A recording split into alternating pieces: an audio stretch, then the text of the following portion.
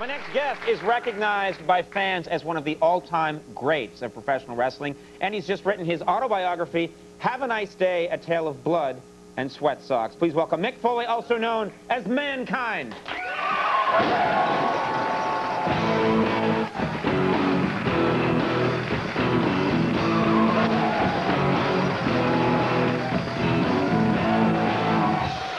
Now, one of the reasons we really wanted to have you on is that you do stand out in the world of wrestling as a guy who will do anything.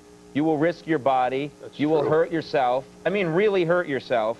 You've lost an ear wrestling. Is that true? I lost 2/3 of an ear, I guess you'd say. Oh, well, that's okay then. Yeah, it's not quite as bad. Yeah. You lost, I mean, what happened? I mean... Well, I was in Munich, Germany, and I was doing a move, and I ended up getting my neck caught in the ropes, which are actually steel cables coated by rubber. And although my opponent later claims he saved my life by pulling me out of there, a fan's videotape showed that he actually had his back turned towards me, was yelling at the fans. And I likened it kind of like the wolf that chews off its paw. You know, I'm not exaggerating when I say I thought I was going to die in there. It was so tight on the ropes were so tight on my neck. Right. So when I pulled out, no, the ear didn't just come off. It ended up that I got back in, and there was quite a bit of blood coming down. Oh, I could hear the little pitter-patters of blood on the blue mat. And, a little pitter-patter? Yeah, a little pitter-patter. You tell it so nice, sound. this story. Yeah. When I... Tell me about the pitter-patter. Well, yeah, when Vader threw a punch, I blocked it, and Right. I threw my own punch, and there you see something obviously fall off the side of my head. That's got to be disconcerting to see a part of yourself. Like, what's that? Oh, right. Well, the truth was... That's me, yeah. It's a strange series of events, because we'd actually had 2 referees who were flown home with injuries. Right. So we had a French referee who was not able to tell me that, hey, I've got your ear here. So he picked it up, he handed it to the ring announcer, and while the match was still going on, the ring announcer kind of tiptoed it to the back, where when I finished, it was waiting for me in a bag of ice. That's nice. They put it on ice for you. That's great. Very considerate people over there in Germany. How many stitches have you had in your whole career? Well, you know what? I'd probably had about 50 behind that ear beforehand, so there went 50 right away. I've probably had about, over 300. But so I could hit you right now, you just fall apart. No, I'm actually pretty good at taking punishment. That's kind of my calling card. Right. And there's kind of like a matter of personal pride where you don't actually go to the emergency room unless you really need it. That's for wimps, the emergency room. You know, that's what I say. It was getting to the point where the doctors knew me on a first-name basis there. And, you again. So, you learn to kind of patch yourself up with a little bit of crazy glue or tape. So I've had quite a few injuries there. Well, let's prove this to people, because there are a lot of people that don't know this. About a year and a half ago, you had what many people believe to be the greatest match of all time. It was you versus The Undertaker. Right. And it clearly went beyond the bounds of anything people had seen in wrestling before. Let's take a look at this clip right here and show people what happened. You're on top of a cage, and yeah, it's about 16 feet down to the ground. Okay. And you know what? We weren't showing the same fall over and over again. That was 3 times. It's no reason to be concerned, because that was fake.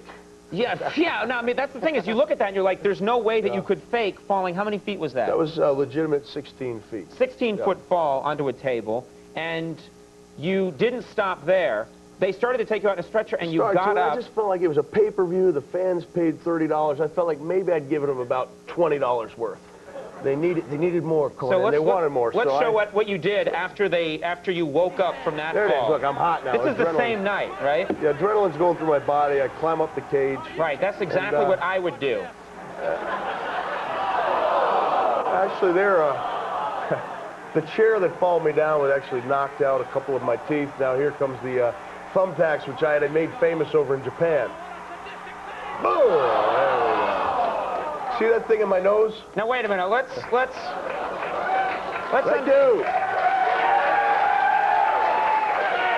Those are a couple of things.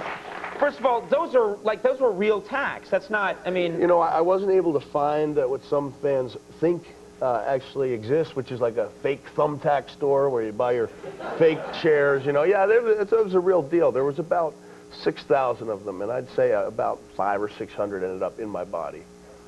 Really? Yeah. So and also in the fall, when you fell through the cage, that was not supposed to happen. Yeah, the cage. And you fell and you lost a tooth. The cage pulled an ad lib on me, and we went through. Yeah, and Well, if you could see it, I don't know if you could see it. A lot of fans watch this tape over and over and over, and I firmly believe that they don't have girlfriends. Anyone who's seen that match more than 3 or 4 times probably. Well, anyway.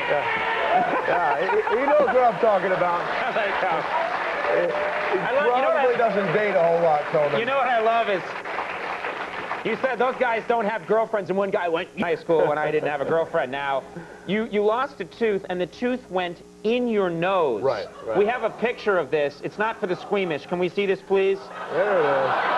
Now, look, you see that? It looks like I'm smiling. They thought I was smiling. Look at this, man, guy. Right. Smiling. What I was trying to do, I was trying to push my tongue through the hole underneath my lip. Okay. 'Cause I had about I thought, I'm going to go above and beyond that $30 limit. I'm really going to, I'm going to give them something they can remember. But it's been talked about. I mean, out of That's all a famous match. Yeah, I mean, I'll never, that's like what Chappaquiddick is to Ted Kennedy, Hell in the Cell is to me, Son. What a wonderful thing to say.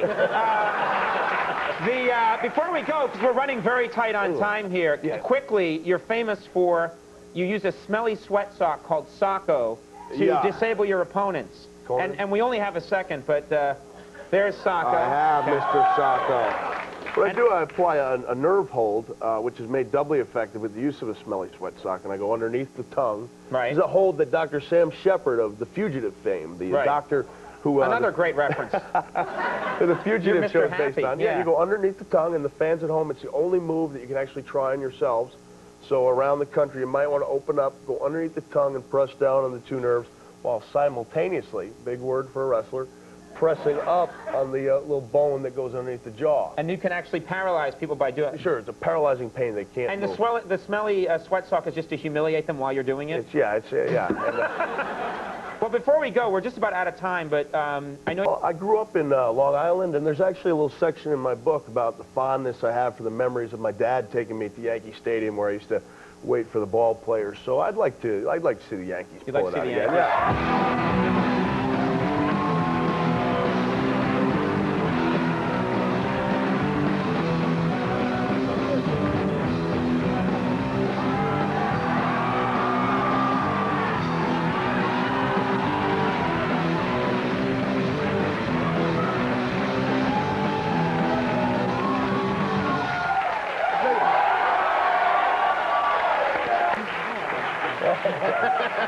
Nicely done.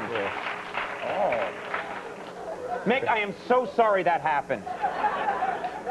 He'll be fine. Well, the book is called Have a Nice Day. It's a tale of blood and sweat socks, and you did not use a ghostwriter. You wrote this yourself. That's true, yeah. And I wanted to mention that. Mick, it was so great having you on the show. Thank you very much, Conan. I would love to come back. We'll be right back with Jimmy's Chicken Shack, everybody. Mankind, Mick Foley.